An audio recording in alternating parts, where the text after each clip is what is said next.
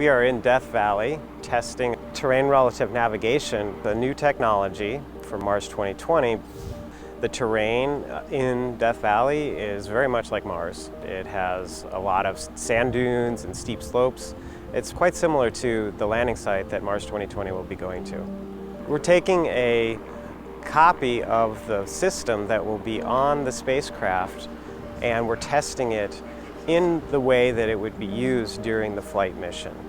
Terrain relative navigation gives the vehicle the ability to figure out where it is. This is kind of along the same lines of what the Apollo astronauts did with people in the loop back in the day.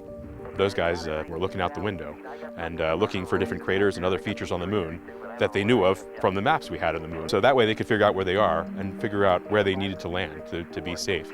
So for the first time here on Mars, we're automating that. What terrain relative navigation gives you is the ability to avoid hazards that you already know about.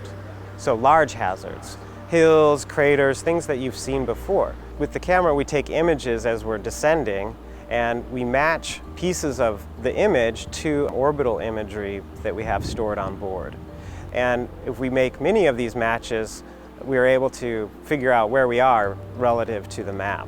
If we didn't have terrain relative navigation, the probability of landing safely at Jezero Crater is about 80 to 85%. But with Mars 2020, we can actually bring that probability of success of landing safely at Jezero Crater all the way up to 99% safe every single time. We don't have an astronaut that we can put on board Mars 2020, but we can put this system, this terrain relative navigation system, so that the spacecraft can figure it out on its own.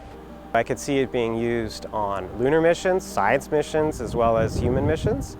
Future Mars missions, of course, Mars sample return, Europa lander, landing on a comet, pretty much everywhere you want to land, you're going to want to have terrain relative navigation.